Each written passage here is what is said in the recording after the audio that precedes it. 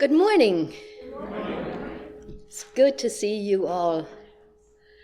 Welcome to this liberal religious congregation community, Unitarian Universalist Church.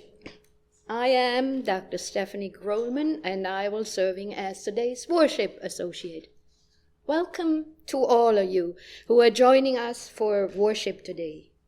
Wherever you are on your journey, you are welcome here. It is said that to have a butterfly land on your sleeve is good luck. It is a symbol of the beauty of life. Similarly, for us to gather together this morning is a bit of good luck. We're lucky to be able to gather to appreciate the beauty of life, to give thanks for our blessings, and to share in expressing our values. For us to gather together this morning in love and in companionship is a bit of good luck. Come, let us worship together.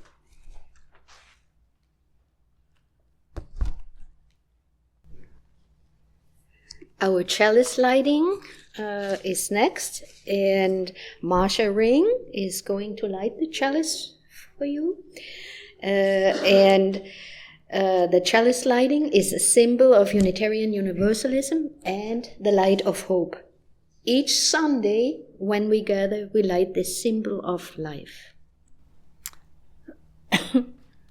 Albert Schweitzer said, "At times our own light goes out and is rekindled by a spark from another person. Each of us has cause to think with deep gratitude of those who have lighted the flame within us."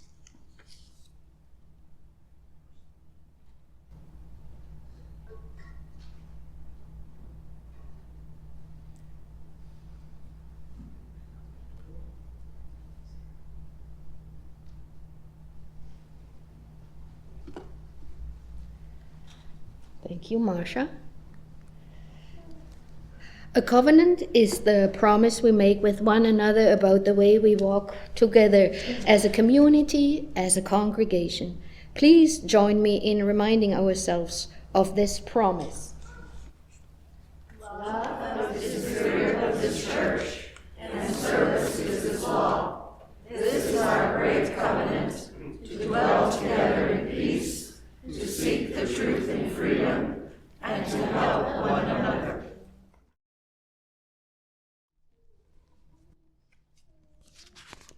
Our first reading this morning is an excerpt from the first chapter of the book Soul of a Citizen by Paul Loeb. We're often taught to view our lives as a zero-sum game. With all the pressures we face, we barely have time for family and friends. How could we possibly take on some demanding cause? Yet, for all the frustration we expect, when we do get involved, we get a lot back. New relationships, fresh skills, a sense of empowerment, pride in accomplishment. A rich life, writes philosopher and theologian Cornel West, is fundamentally a life of serving others, trying to leave the world a little better than you found it. This is true at the personal level, but there's also a political version of this. It has to do with what you see when you get up in the morning and look in the mirror and ask yourself whether you're simply wasting time on the planet or spending time in an enriching manner. Again and again, I've heard active citizens say that what motivates them the most is the desire to respect what they see in the mirror. The exercise isn't about vanity, but about values, about taking stock of ourselves and comparing the convictions we say we hold with the lives we actually lead. It's about seeing ourselves from the viewpoint of our communities, the earth, and maybe even God. If eyes are the windows to the soul, and faces reflections of our character, looking in the mirror lets us step back from the flux of our lives and hold ourselves accountable. Here ends the first reading.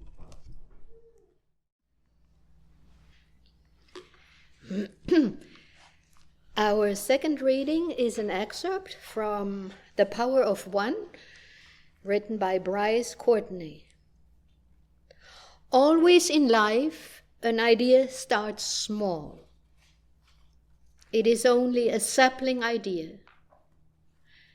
But the vines will come and they will try to choke your idea so it cannot grow, and it will die, and you will never know you had a big idea. An idea so big it could have grown 30 meters through the dark canopy of leaves and touched the face of the sky. The vines are people who are afraid of originality, of new thinking. Most people you encounter will be vines. When you are a young plant, they are very dangerous. Always listen to yourself, PK. It is better to be wrong than simply to follow convention. If you are wrong, no matter. You have learned something and you grow stronger. If you are right, you have taken another step toward a fulfilling life.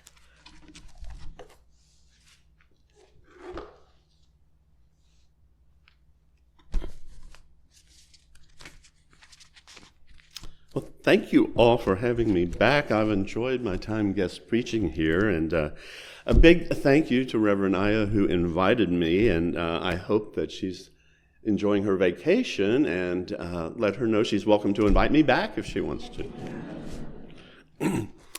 I believe a lot of us are trying to find ways to not drive ourselves crazy, obsessing over the barrage of upsetting world news, while also staying responsibly engaged and resisting.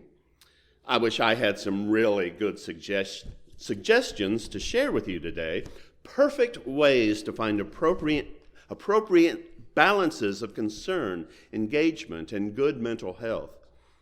Well, had those concepts occurred to me, I imagine I could land a very lucrative book deal. But I too am struggling with these things. And the right answer is different for each one of us. I have to remember which things I can influence and which things are beyond my control, and try to allocate my worry and time to the former and not to the latter. I also can't help but wonder how much as one person can I do? Even when joining with like-minded individuals, how much influence do we have, even while wearing yellow t-shirts? I do have some ideas about that, and I'll share them. Unfortunately, my standard method of distracting myself from upsetting news, which is losing myself on social media, typically brings more upsetting news. I try to avoid doom scrolling by focusing on videos of people talking about food and cooking, belting out show tunes, and various stand-up comedians. One stand-up comedian I came across is an Irishman named David Nihill. Like a lot of good comedians, he can include social commentary into his humor, sort of like hiding your dog's pill in a bit of peanut butter. He told a story which I will end with today, and which gave me the idea for this sermon. Before I get to that, however, let me address the title of this sermon, The Butterfly Effect. Now, if one were to Google butterfly effect, one would learn that it is, in chaos theory, the sensitive dependence on initial conditions in which a small change in one state of a deterministic nonlinear system can result in large differences in a later state. You probably knew that. Or, as novelist Sandra Cisneros put it, the older I get, the more I'm conscious of ways that very small things can make a change in the world. Tiny little things, but the world is made up of tiny matters, isn't it? The term butterfly effect is associated with meteorologist Edward Norton Lorenz, who learned the details of a tornado can be influenced by minor disturbances, such as a butterfly flapping its wings several weeks earlier. He discovered the effect while observing runs of his computerized weather model, when a very small change in initial conditions could create a significantly different outcome. The concept of the butterfly effect has since been used as a broad term for any situation where a small change is supposed to be the cause of larger consequences. But oddly, this wasn't the first thing I thought of when I heard the term.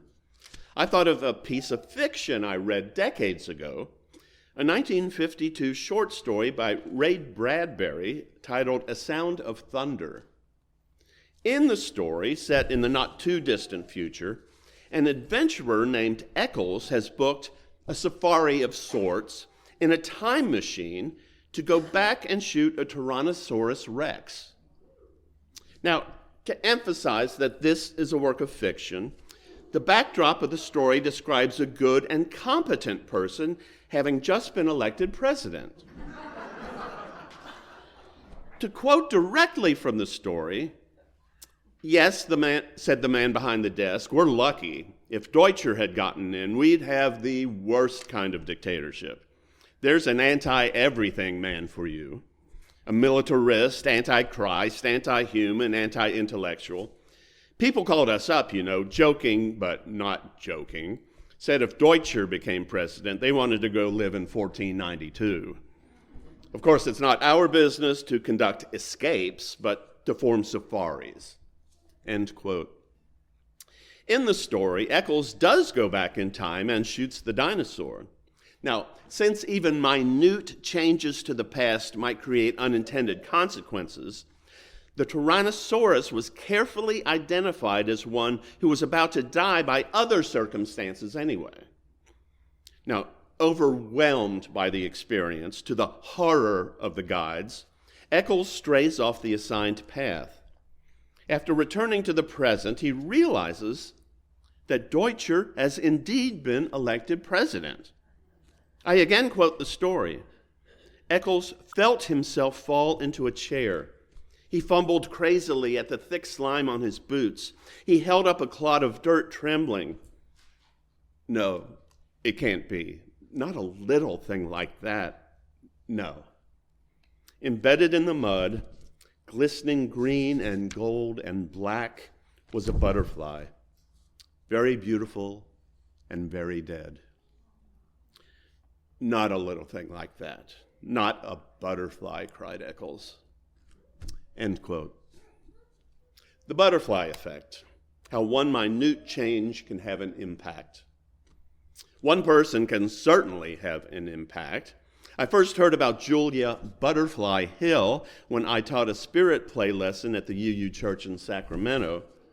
25 years ago, for 738 days, she lived in a 200-foot, 1,000-year-old California redwood on a 6-foot by 8-foot plywood platform 180 feet above the ground. She lived near the top of the tree, affectionately known as Luna, to prevent the Pacific Lumber Company from cutting it down. After surviving 90-mile-an-hour winds and 2 intense winters, and during harassment from a helicopter that nearly blew her out of her perch, she reached an agreement with the lumber company to save the tree.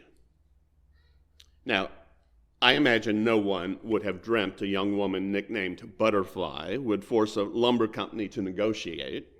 I admire her for doing what she believed was right, but I don't pretend to have the fortitude or the persistence that young woman had to engage in civil disobedience for over 2 years.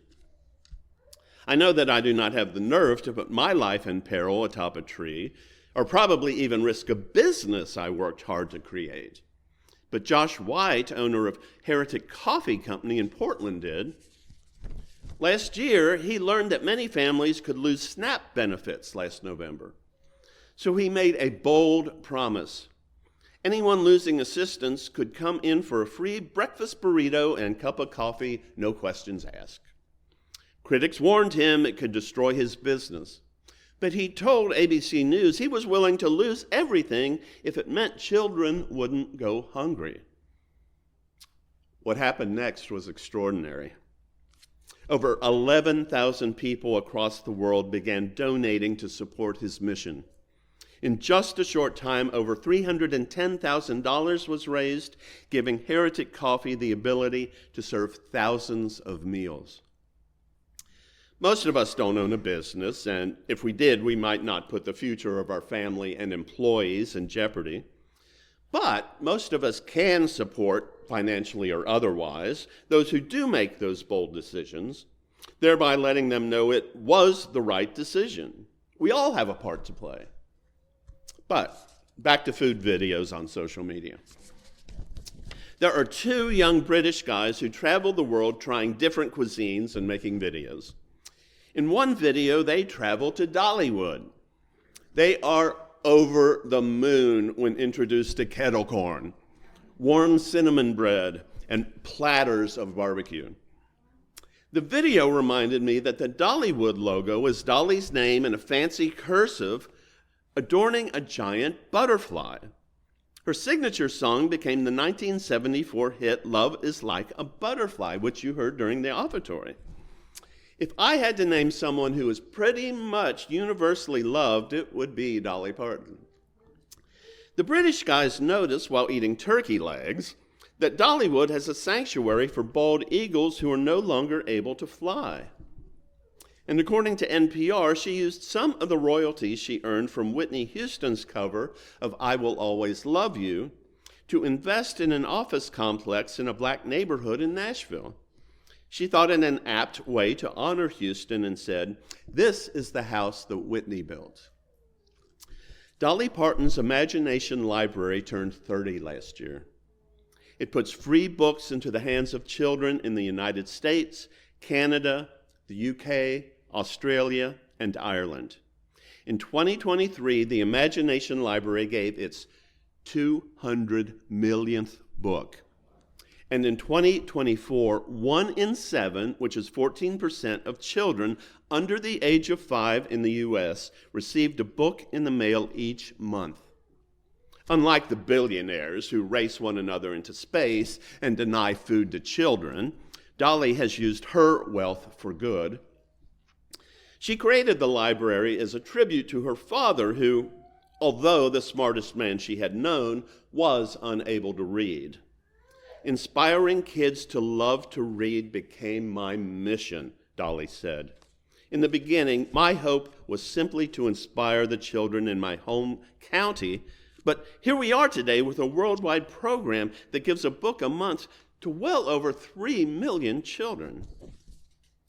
The power of one is the theory that one person can change the future, that one person's actions can actually change the lives of many. Julia Butterfly Hill, Josh White, Dolly Parton. But some of us don't have 2 years of PTO accrued to sit atop a tree, nor do we own a business or have the immense talent and wealth of Dolly Parton. But we can still have an effect, and when we as individuals join together, the effect is amplified. Years ago, I was leading a discussion group at the Dallas church.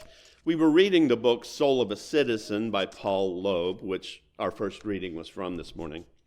In one of the chapters, the author tells of protests held during the Nixon administration against escalating the war in Vietnam. President Nixon claimed to not be taking these protests into account at all during his decision-making.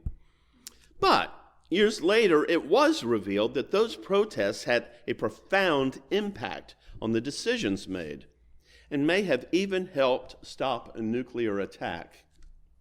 Now, several members of the book study group reported they had participated in those protests decades earlier, and at the time were disheartened by the lack of noticeable effect their efforts had made. They were surprised to learn years later, while reading a book at church, that their actions had an important effect on those decision makers. Like a butterfly flapping its wings, their protests had a much larger impact than they realized at the time. Sometimes the effects of a person's efforts are not even known during their lifetimes. Some people who protested the war in Vietnam never knew their actions had an effect. But I'm sure at their memorial, people reflected on how much their activism, love, and humor meant to so many. The fact that they did what they believed was right was important, lasting, and memorable. And sometimes we live long enough to see the effect, and sometimes we don't.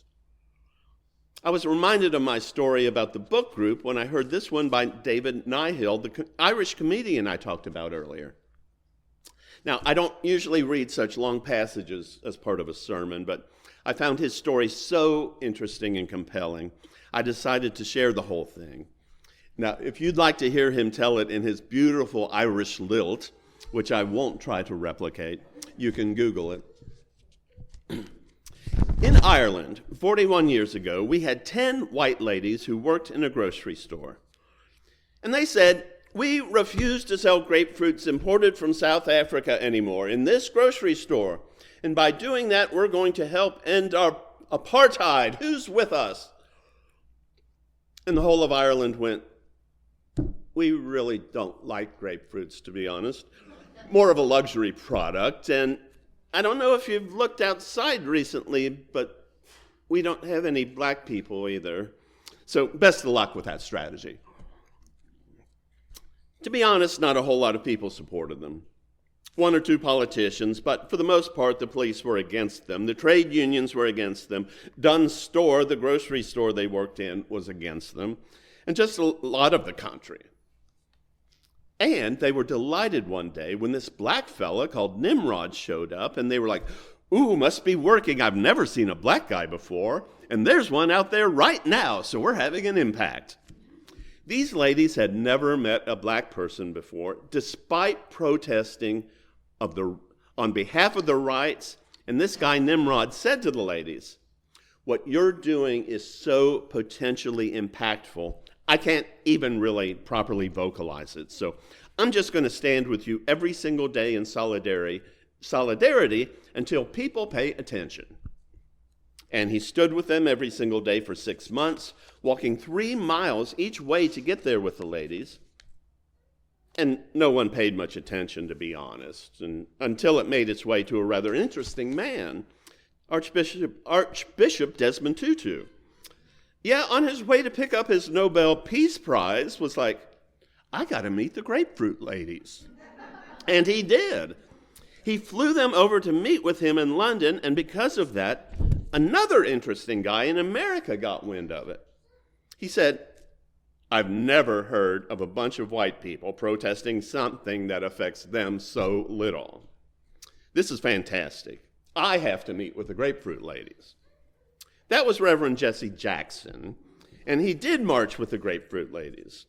That was enough to get the attention of another guy on his long walk to freedom on Robben Island, South Africa, and he said, "Once in a while you hear other people fighting on behalf of you, and it just really inspires you to keep going. I have to meet with these grapefruit ladies." Now, that was Nelson Mandela. And in 1990, he flew to Ireland to meet with the grapefruit ladies. And by that stage, the Irish government gave in, the trade unions gave in, the grocery store in Dunn's stores gave in, and Ireland became the first country in the Western world to ban the import and sale of goods from South Africa, thereby helping to end apartheid with a fruit we don't even flippin' like. For me, it's a lovely bit of history that all too often gets forgotten, but Nelson Mandela never forgot. When he passed away, he made sure that the ladies were invited, guests of honor at his funeral should they wish to attend. And they did attend in a free South Africa that they helped create. And that was only around that time that Nimrod, the one black guy who showed up to protest in Dublin, got around to telling them who he actually was. He'd been Nelson Mandela's cellmate on Robben Island. Oh yeah, he knew exactly what he was doing. He knew Irish people liked speaking up for other oppressed groups. He knew we love hip-hop, thought we were a little bit black. The grapefruit ladies believed against all odds that their actions would have an effect halfway around the world, like a butterfly flapping its wings miles from a tornado. How much could we accomplish if we fearlessly did what we believe to be right, without overthinking how effective we may or may not be? One person's actions can actually change the lives of many. And if we join together, we just may change the future. Amen. Dr. King taught us, life's most persistent and urgent question is, what are you doing for others? A butterfly flapping its wings can have far-ranging consequences. One person's actions can change the lives of many. And when we join together, we just may change the future. Just ask the grapefruit ladies. I end with a traditional Irish blessing. May the wings of the butterfly kiss the sun and find your shoulder to light on, to bring you luck, happiness, and riches, today, tomorrow, and beyond. Go in peace, go in love, and have a blessed week.